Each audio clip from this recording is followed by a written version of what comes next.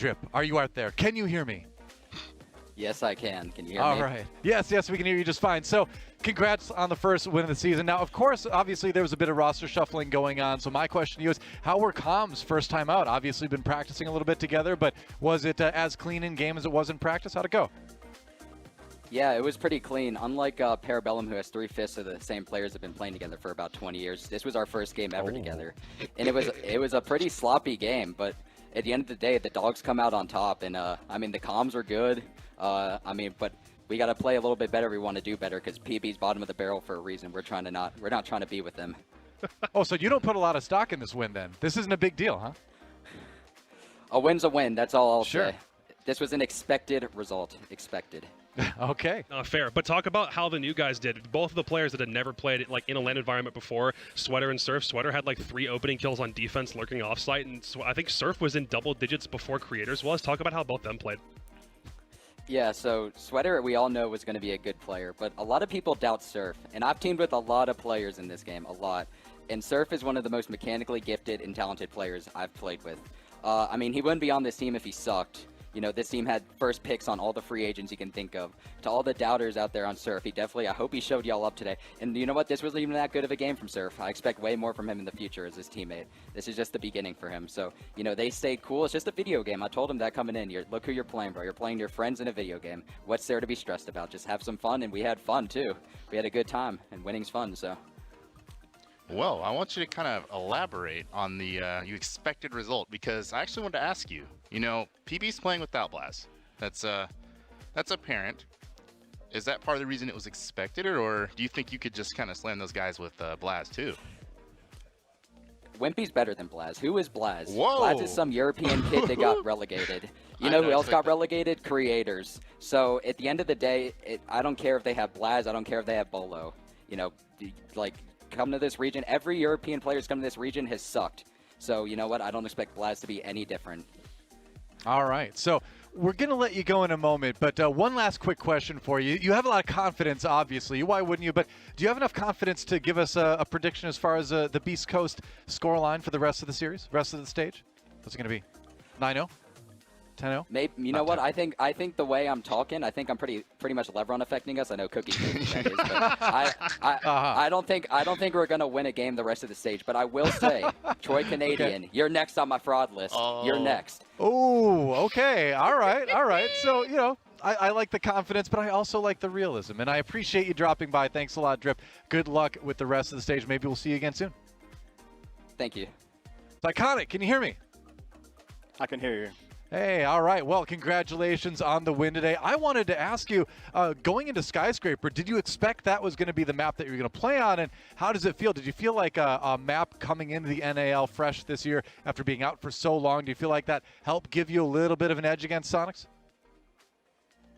I mean, yeah, because they didn't know what we were going to do. We didn't know what they were going to do. It was just to put more work in on that map, and clearly showed that it was us, so I'm just happy we pulled it out. Talk to me a little bit about Thorn's implementation. We haven't seen her play in the North American League before, and you kind of took her full force. What's the idea, like either from your perspective or the way in which Call Out wanted to kind of implement her? What's the main reason behind picking Thorn, especially on a map like this? I mean, it's just it's a new map, and Thorn's pretty good because you get 3 kind of trap gadgets with the shield. So we just kind of brought it, worked it into the strats because it's a new map, so you want to have that trap capability of knowing where people are coming from. So it's just a good overall operator. So we made it work. Dave, my boy, all right. I'll ask you about Call Out. I want you to tell me exactly what he does for you, and you know how much of a positive impact does he have. And honestly, give me a comparison like too easily, and don't hold back. Give us the truth because we want to know the truth on the North American League. We don't want to assume and presume anymore. So tell us. I mean, Call Out's just probably one of the best coaches I've ever played for. He really just kind of coaches every player differently and really just kind of upholds you and just instills confidence in you. And I think Kev was a great coach too, so I have nothing wrong to say about Kev. It was just they're both great coaches, and I think Call Out's just like our fit in a way, if you get what I'm saying. So he's a better fit. It's not like a beef He's a better or fit anything for us. like that. No. All right. I just wanted the truth, man. Good clarification for sure. I think we got the truth. Well, I got one more quick question before we go. It seems like, eye protection is very important on the Astralis team right now, at least, UV protection anyway. You got the sunglasses going. I saw sunglasses going on the, during the game too. What's the edge there? Do you feel like there is an edge? I mean, Jay Shutt, he rocks the sunglasses in game. He's the Phantom Menace. All y'all on Twitter, that's his new nickname, the Phantom Menace. Tweet it, hashtag it. All right. Yep, you know the vibes with that. But I mean, the sunglasses we're just about fashion on this team. That's it. All right, fair enough. You're looking statement. Fair enough. You're looking good. The team looked good today. The Phantom Menace out there, but nothing Phantom about the menace that you provided to Sonics today. That's for sure. Thanks for joining us. Good luck with the practice. Good luck with your next round. We'll catch you next time. Thank you. You guys have a good one. Canadian, can you hear me okay? Yes, sir. Hey, all right. How's it going? We've Twitter DM'd a couple times, but it's great to finally get to chat with you a little bit. Congrats on the win. As an OG in esports myself, this question kind of like hits me a little bit too. But when I was talking to some of the younger players when I was over in Vegas a couple weeks ago, they were saying that was maybe kind of time for some of the old guard to start thinking about moving on. What do you got to say about that? I think none of them have played with me for a reason. Ooh, okay. All right. Anything else to add to that? I mean, just most players that have played with me all realize what I can bring to a team, and I don't think I have any former teammates that would say things like that about me, and I think it makes sense that young players say that, and I've had young players that I've teamed with that thought that before I teamed with them, and then I teamed with them, and they're like, wow, you play a different game than I do, and I realize, so it's just... It is what it is. I'm used to it at this point. No, I get that. What's the off-season picture look like for you guys? You were one of the only teams that didn't decide to make any changes over the course of said off-season. You had a good placement at the Six Invitational. There was an obvious sign of improvement from the group stage all the way through to playoffs. But what did it look like with that big break between SI and NAL? What's the main thing that you did to hopefully improve for stage one? I mean, it was just the same old, just lots of reps, continuing to improve. We knew we've been on the right track ever since I joined the team. It's been nothing but improvement the whole way. At SI, I think our group stage was a bit rockier than we hoped for, but we did end up making up for it in the playoffs, I'd say, but could have been even better, if we showed up in groups like we kind of expected of ourselves. But, getting that kind of stuff out of the way where, like, we have a shaky group stage and getting those kind of nerves almost out of the way, I think it prepares us for future tournaments more so than anything. So it's just bound to happen.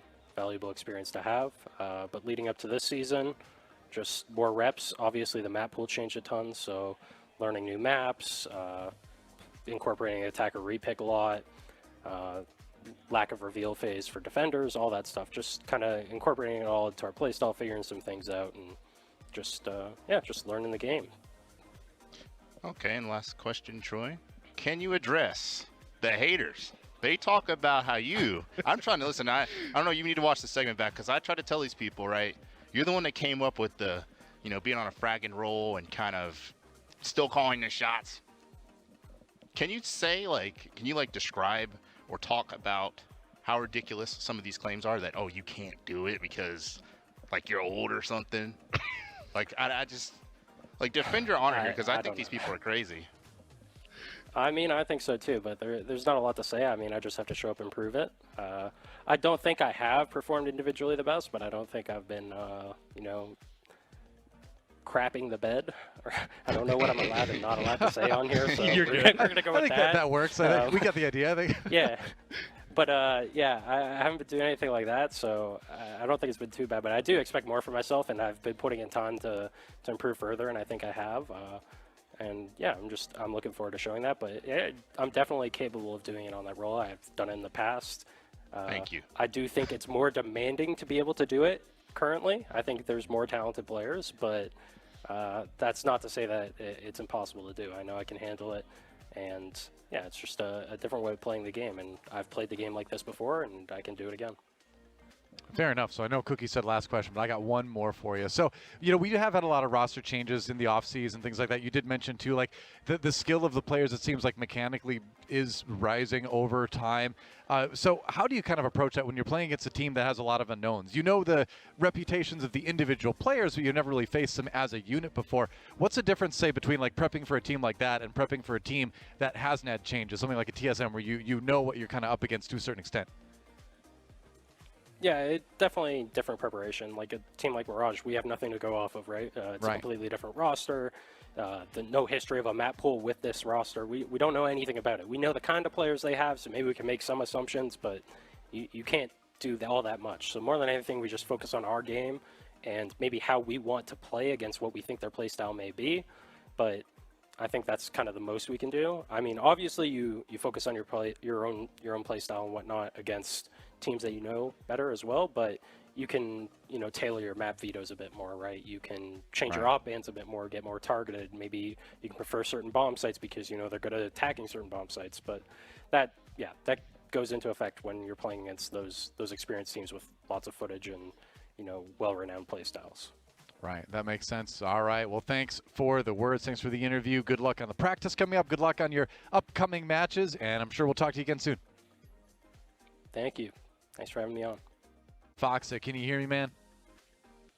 I sure can. All right, There great. he Hey, is. congratulations on your victory over TSM. I kind of wanted to talk attack timeouts, actually. It seemed like there was kind of significant momentum shifts after each one. TSM picking up their first round after you guys went up 3-0. They took a timeout. They regrouped. They came back 1-1. Then you waited until it was I think it was 5-4. And then you took yours and started to kind of shift things back a little bit. So do you feel like that momentum is really kind of due to those timeouts? Do you think it's coincidence? Like, tell me about the effect that really has on a game like yours today. Absolutely. I think the timeouts are momentum based. I think especially with attacker repick, rounds can go really fast, a lot faster than they usually would. So especially when we went up 3-0, TSM calling the tack timeout, they probably needed a little more time to talk about how they were going to adapt to us, which they did phenomenally. The next two rounds, they brought it back to a 3-2. And then, once we were losing some rounds, we decided to take the tack timeout so that we could focus on the main mistakes that we were making. So absolutely, especially now that the game's a little faster with attack repick, you got to use your timeouts well used. That makes sense. We get what you're saying. Yeah. And I think for today, like a lot of the story is definitely kind of around how Newers played, and I think a lot of the spotlight probably should go towards the new guy. But give me the skinny on the relationship on the team between you and Dream, because back at SI, you hard stuck the Mav, and then we saw Dream playing that. You were back on Sledge. What's the attacking situation between the two of you, and who's meant to be doing what? Yeah, so we got Dream specifically to play support, and he also has capabilities in IGLing. He's a very vocal player, but through the process of getting him in Newers, we decided that we still want me to IGL, but we didn't want me to do it from a support role. So, we're doing it just like Bio wanted to. I'm on the flex IGLing. So for the main part, on maps where there's only one hard support, for example, today we were only running one hard support, which was the Mav. We had Dream on it because he's the one that's going to be taking that. And then, for example, who knows, maybe on other maps I'll be on other ops. Maybe Mav will come back, maybe Sledge, whatever, Ash. Maybe put me on Ash, you never know. I'm down for that.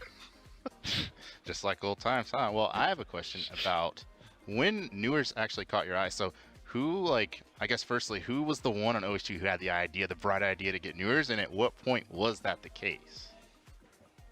So we found out probably the last day of invite that two of our players were leaving. And then almost immediately it was like, okay, we got to get Newers. So we scrimmed them, I want to say maybe a week before we left for invite. And Newers he was on a T3 team. We didn't know anybody on the team. And that guy was smoking us so bad that we actually thought he was cheating. Yeah. We started messaging other teams. We messaged I think we messaged SSG, TSM, all these teams were like, yo, who is this guy? Is this guy cheating? And everyone's like, I don't know, he's so cracked, he might be cheating. So immediately we were like, okay, we got to get this kid. Whatever we got to do, we got to do it and get him fast. So fortunately for us, he was still an available free agent, and it's better that his personality kind of matches with us, and he's also a pretty smart player. So yeah, we got really lucky. I messaged him originally, and he was not really about joining us because I don't know, he didn't see that us being the team that would I guess match his play style. But then he gave us a try, and he liked what he saw. All right, fair enough. Well, I mean, no doubt he made a big impact today.